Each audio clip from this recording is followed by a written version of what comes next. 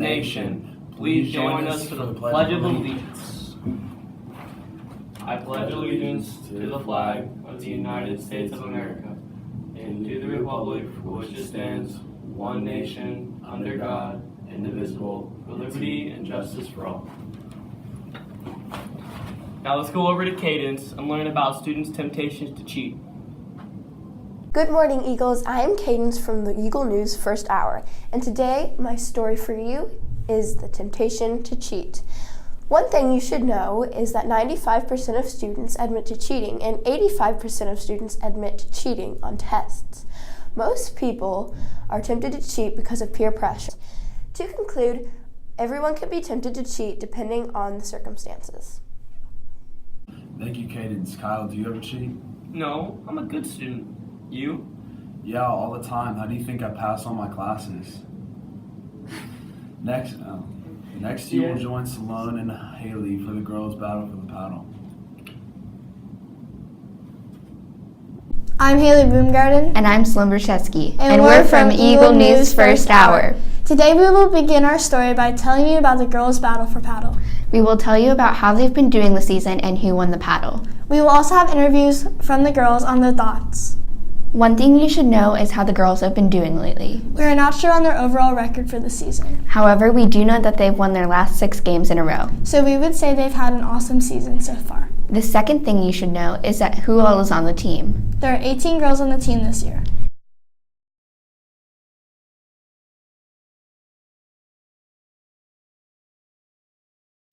There are also 2 coaches. Coach French and Coach Hill. The third thing you should know is that they have played Liberty before. The 18 played them at a tournament. However, they sadly lost. But now they know how they play and can come back even stronger. Some interviews with the girls on their thoughts. Who will win the paddle? To be honest, I really don't know. It could go either way. Both teams are pretty good. How do you think you guys have done overall this season? I feel like we've done really well. Have you improved over the season? Yes. Are you prepared? Yes. Thank you and good luck. Who do you think will win the battle for the paddle? I think we'll win the battle for the paddle. Yeah. How do you think you guys have done overall this season? I think we've done pretty good. Yeah, we've improved a lot. Have you improved over the season? Yeah, we have a lot. Are you prepared? Yeah, I think we're prepared. Thank you and good luck. Who will win the paddle? I honestly don't know. Both teams are pretty good, and yeah. How do you think you guys have done overall this season? I think we've done really well, and we've been pushing really hard to do our best. Yeah. Thanks, girls. Now on to some highlights.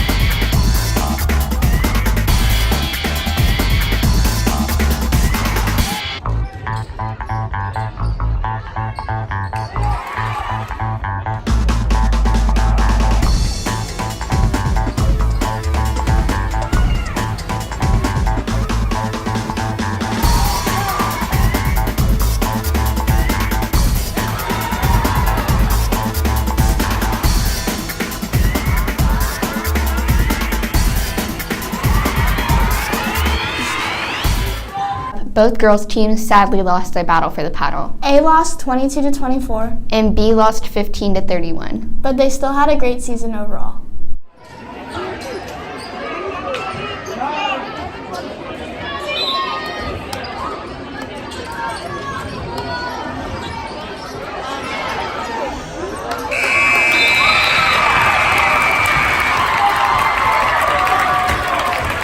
Back to you, anchors. Great story, ladies. Man, what an exciting game. Now let's go check out Tony's and I's story on the most played songs.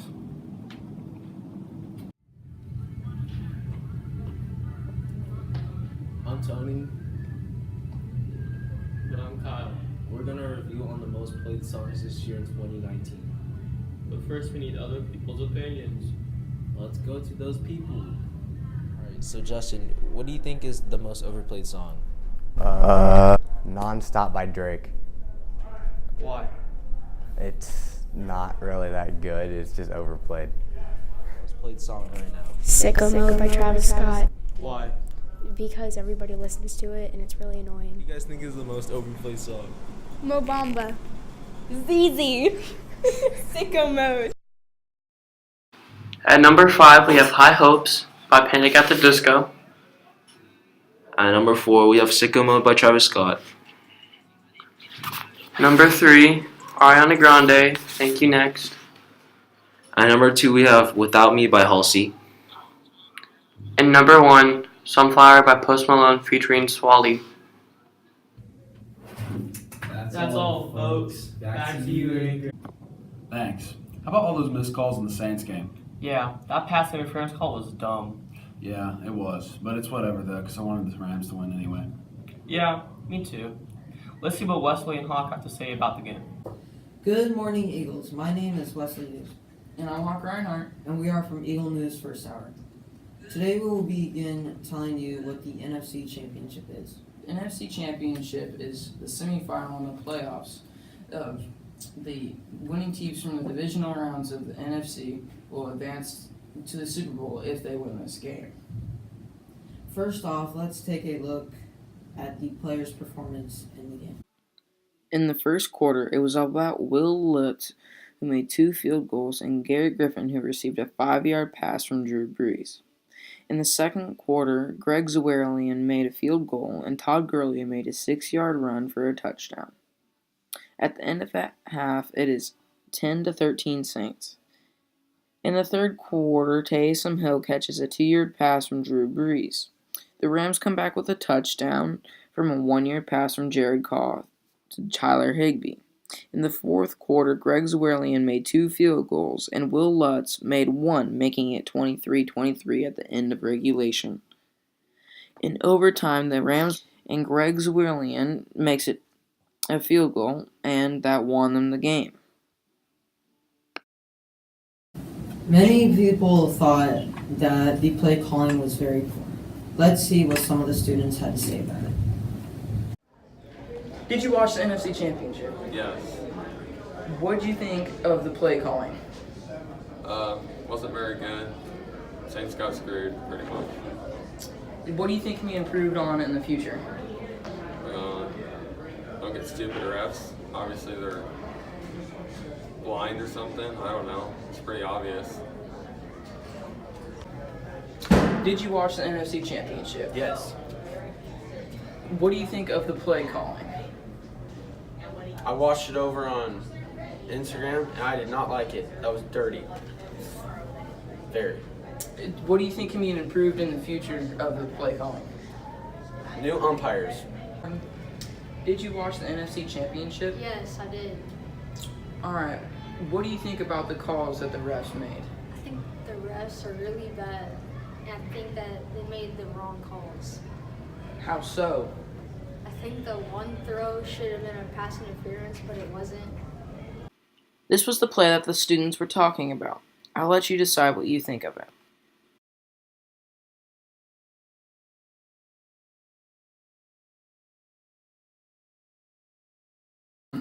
It seems that most people thought the NFC Championship game is very poorly reffed. What do you think the NFL should do to change it? Well, I think in the future they have different rules in overtime, such as like college rules where each team has a chance to score. And 4 of the refs were from Southern California, so that could have definitely impacted their play calling ability. I agree.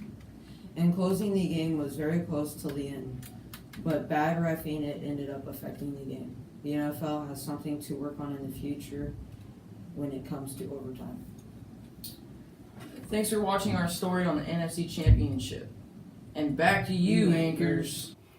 Now let's go to Dawson and Jackson and learn about the Super Bowl.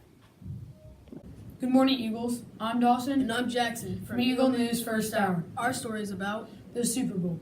The 2 teams in Super Bowl 53 are the New England Patriots and the Los Angeles Rams. This year's Super Bowl will be played in Atlanta on February 3rd, 2019. Teams that have reached the playoffs, which are based on regular season games, get to go to the Super Bowl. Depending on their ranking, they will play the game/games to make it into the Super Bowl. 2 teams will face off to win the notorious Lombardi Trophy. Ticket prices for this year's Super Bowl ranges from $2,500 to $3,000, dropped from last year's Super Bowl ticket price. The main performance at halftime is Maroon 5, and there will also be rappers like Travis Scott and Big Boy. Now let's see people's viewpoints on the Super Bowl. We will be talking to you about the Super Bowl and what your opinion is. Who do you think will win this Super Bowl and why?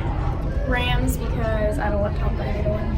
Yeah, same. I don't want Tom Brady to win. When was the first Super Bowl played? 1965. 1967. We'll be talking to you about this year's Super Bowl and what your opinion is.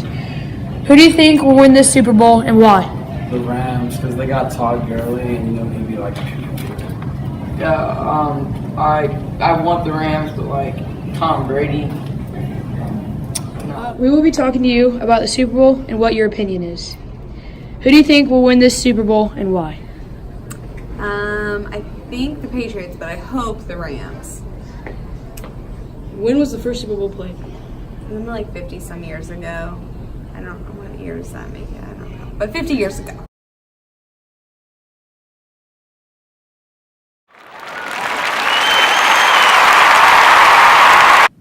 In conclusion, you have learned the following 3 things. When was the first Super Bowl? Who is playing in this year's Super Bowl? And the ticket price. You also learned who is doing the halftime show. Finally, we learned others people's take on this year's Super Bowl and who they wanted to win, which is mostly the Rams.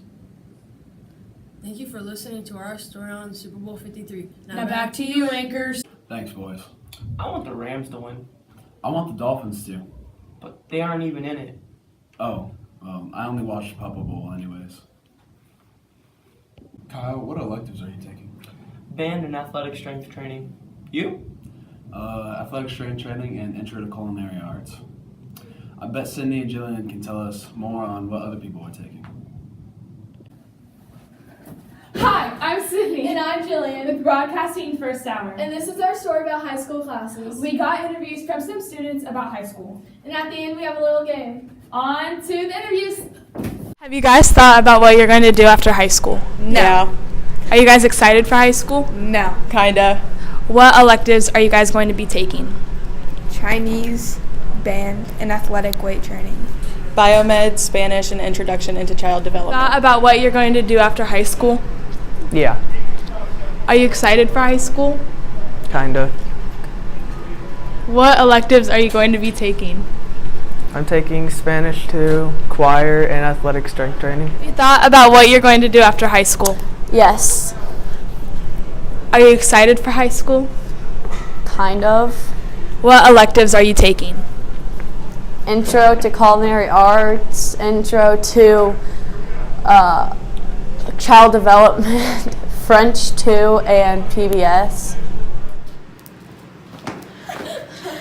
All the 8th graders got a chance to meet with the counselors up at Liberty North. And now we have 2 8th graders that we're going to ask them some questions on what they learned. Whoever gets the most right wins. Now Holly versus Justin. How many credits do you need to graduate? 25. Name 5 electives in 15 seconds. Spanish 1, PBS, graphic design, sculpture, weight training. Okay. What are the languages that you can take? Chinese, German, French, and Spanish. How many electives are available for freshmen?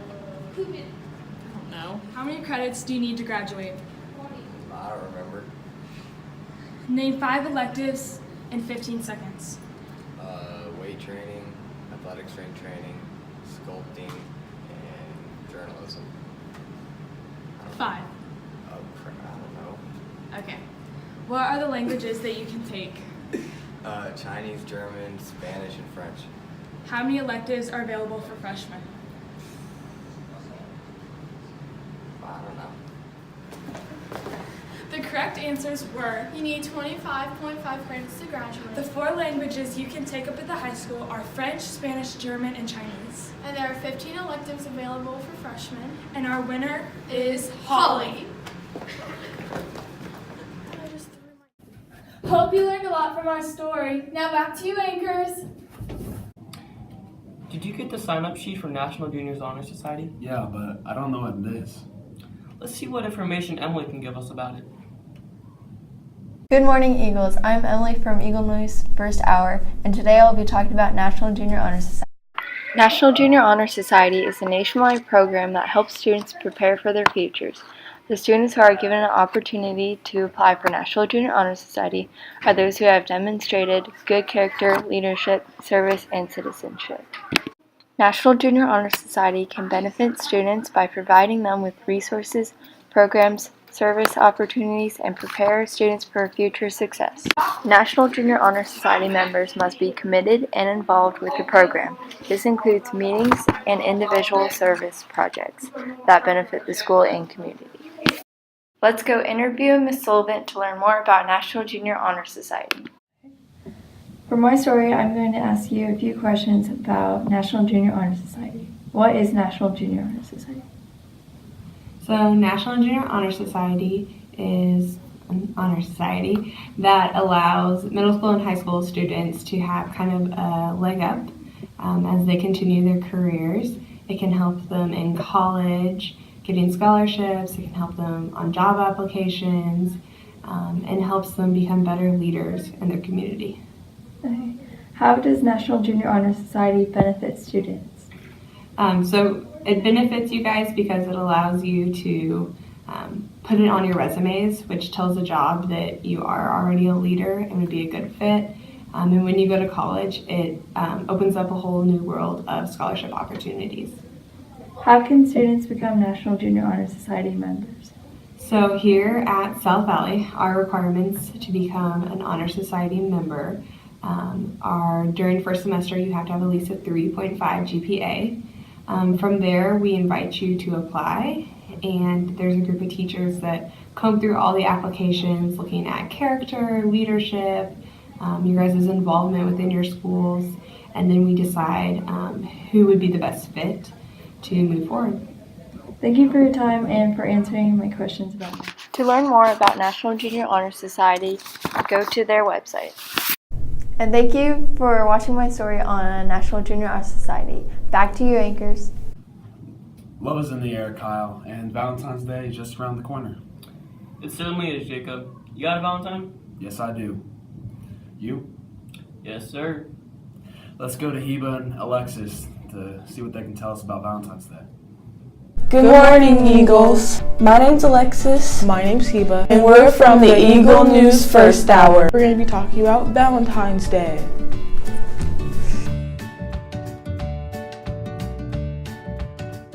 The Sweethearts brand makes up about 80% of the conversation heart market, CandyStore.com said, with about 19 million pounds sold each year. A reported Conversation Hearts edged out heart-shaped boxes of chocolate as the most popular Valentine's candy sold in the U.S. for each of the past 2 years. Saint Valentine. Saint Valentine restored sight to the blind daughter of his judge, and before his execution, he wrote her a letter signed Your Valentine as a farewell. 150 million Valentine's Day cards are exchanged annually, making Valentine's Day the second most popular card-sending holiday after Christmas. Hallmark was one of the first to mass-produce a Valentine's Day card all the way back in 1913.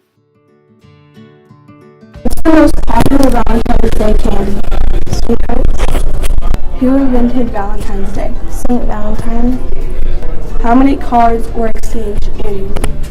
15 million. What store was the first to mass produce a Valentine's Day card? Hallmark. What's the most popular Valentine's Day candy? Heart-shaped chocolates. Who invented Valentine's Day? Saint Valentine. How many cards were exchanged annually? 150 million. What store was the first to mass produce a Valentine's Day card? Hallmark. Eagle candy. What's the most popular Valentine's Day candy? Chocolate. Who invented Valentine's Day? Yeah, boy. Who invented Valentine's Day? Valentine. How many cards were exchanged annually? 150 million. What store was the first to mass produce a Valentine's Day card? Hallmark. Okay, good job.